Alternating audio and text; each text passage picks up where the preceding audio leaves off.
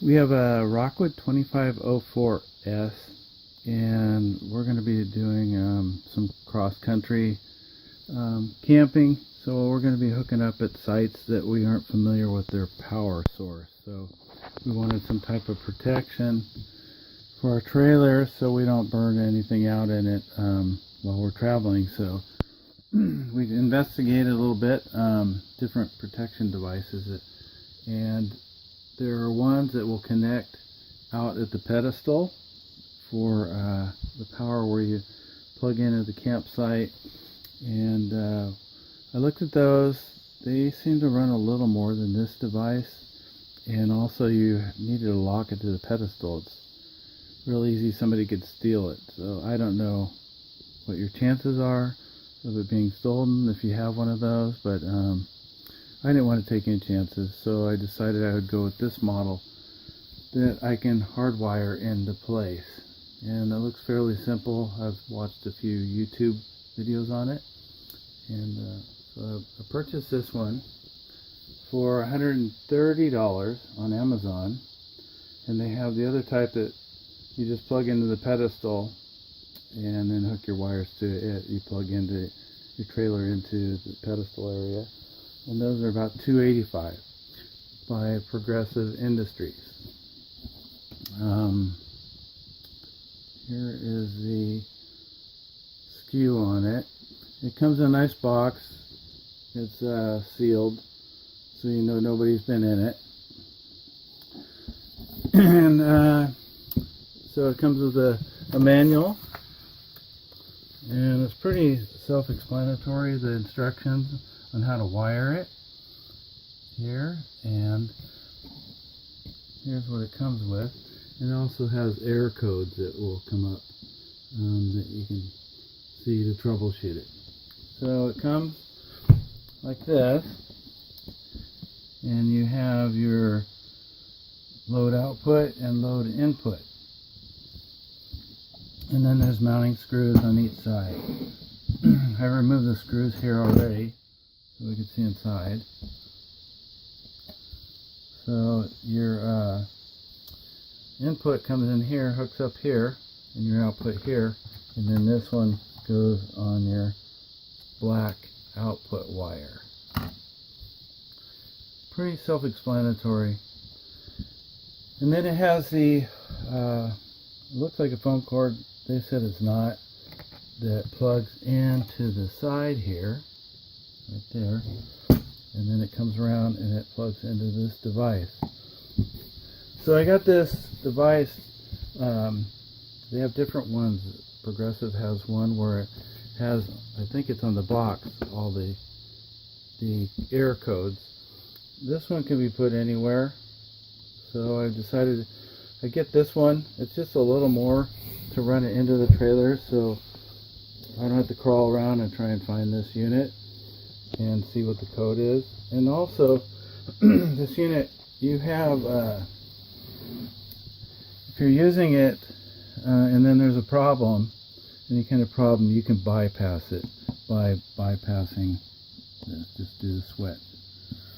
On YouTube I saw that there was this thing will flash, I think like 3 screens, blue light, and it's on all the time, so I don't really want to see it flashing at night when I'm sleeping, because there's enough electronics lights in the trailer that I have to look at. So what I'm going to do is I'm going to mount it inside. I'll get back here, cabinet here. I have a space here, and I'm just going to put it right here, and then my wires will run up here with all the other wires. Then here I found the spot. I wanted to find my wires that came in from the trailer, so I pulled this apart already so I can get in here. This is where all the radio stuff is.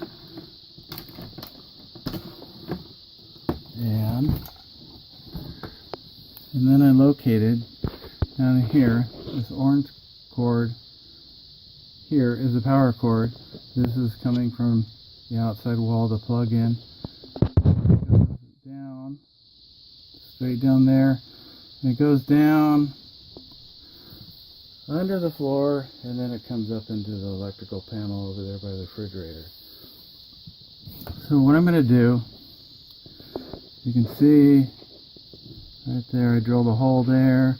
I'm going to cut the wire around in here, this orange wire, and then stuff it through there, stuff it through there. And so let's, and then what I'm going to do is I'm going to mount it on the, in the compartment outside there. So I'm going to go outside and show you what I'm doing out there. So coming outside, here's where the power comes in. So where we look down the wall, this is where we saw the wire. So there's the holes I was talking about, where the box will be mounted out here. I have these here, so the wire won't just sit there and rub. I'm going to mount these here, so just sit in there, my wires will lock in it. So I'm going to go grab the box and hold it up here in place so you can see what it'll look like.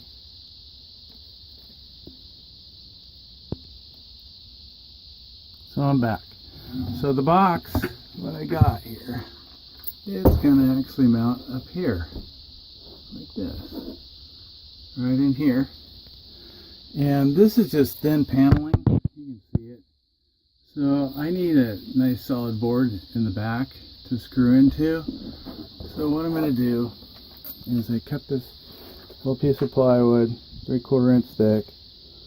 It's going to go, this here will go behind the paneling, and then what I'll do is I'll have my wife hold it in the back and behind the paneling here, and then I'll screw in through the paneling into the board, and I should have a solid surface. And then being in this location too, that's not going to come off. If I have to get into here, I'll be able to easily, because it'll be right in this box. And then I'll be able to run my wire from the side to my screen. I think I'll be able to run the wire right out and through this hole and right through into that compartment where I'm going to have the screen.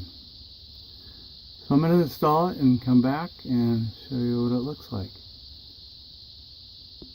So now I just want to show you, before I close this side up, inside the trailer, I have installed the switch, not the bypass switch, and then it shows me error codes here.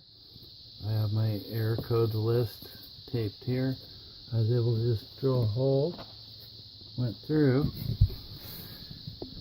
and then I went through the wall to the box. I don't know if you can see that wire. And then the orange wire is the outgoing, and the incoming is over there. Let's see, where'd it go? There it is. There it is.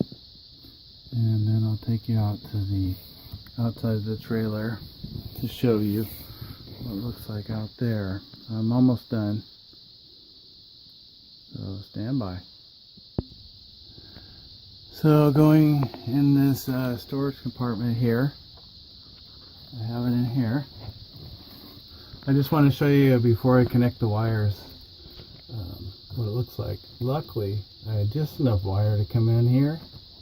I figured it out, cut it in the middle, split the difference, and I hope it works out. It looks like it's going to go pretty good from here. And then here's my connectors to the wall. I haven't tightened them yet. I did one also for this. The phone cord thing to go out to the monitoring screen. So I'll get back to you. This looks like it's going to work out pretty good up here.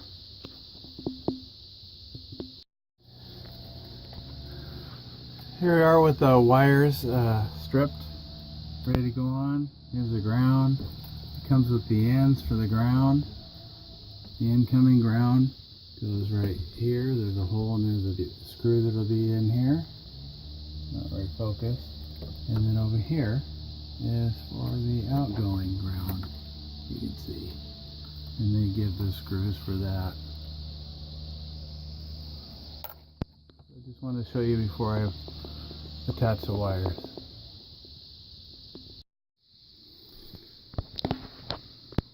Everything's in. Here it is with all the wires and the backer board. The 3/4 plywood I got behind the controller. So it's screwed through the thin 1/8" paneling into that backer board for strength.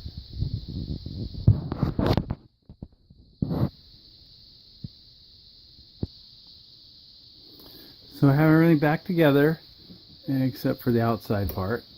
The wires, I brought them in here. This little hole here, I set it up in there. And so right now it's going through its cycles. It's 60 hertz, error 0, everything's okay. 117 volts, it's pulling 2 amps. So, and then I have the error code sheet, like I said before. And while I'm in here, I might as well show you, I had it in some other videos. This here, I got this at Camping World. I turn it on. There's a little 9-volt battery. There's a little blue light. As you adjust the antenna, more blue lights will go on for more strength and less for less strength. So instead of going up on the roof and looking at my antenna, I'm able to just turn the antenna, look for the blue lights, and try and get as many as I can. So it seems to help a little bit. So it takes guessing out of everything. And then I usually just turn it off after I get the channel set, the antenna set, and then everything's good to go. On a couple occasions, I've noticed that if I leave it on for some reason, if the TV is kicking in and out on the station, sometimes I'll just leave it on and it's like a booster or something, but maybe that's true, maybe it isn't, but sometimes that works.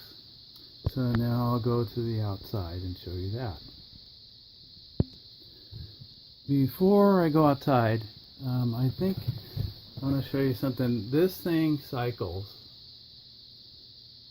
24/7 while it's plugged in. I didn't want to see this light at night, so like I mentioned before, that's why I mounted it in the cabinet. So I'm able to shut the cabinet and I don't see it. So it won't bother me when I'm sleeping at night. Now I'll head outside. So here it is installed inside. Sorry about the glare. Got the wires hooked up. Here is the ground,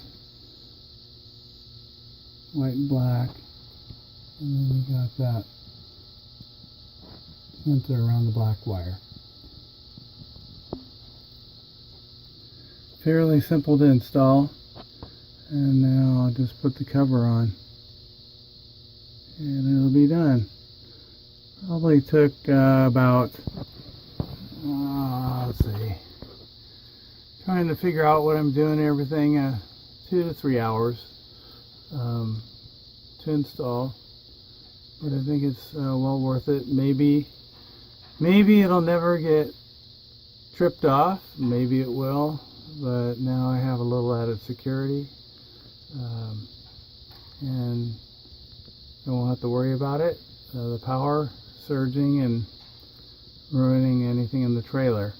So for the price, which is quite a bit for me, I think that not to worry about it, is going to help me out in the long run if something were to happen. I just fried one thing. There's the cost of it. So I'll put the cover on and show you what it looks like then. So I have the cover on and it's done. I'm just going to stick the screws on in a few minutes, so I just want to show you with the cover on. Here it is, has warning codes right here. So if you install one, you can look online. There's a few YouTube videos of people installing them step by step, and different locations where they've put them. So take care and have a nice day. Happy camping.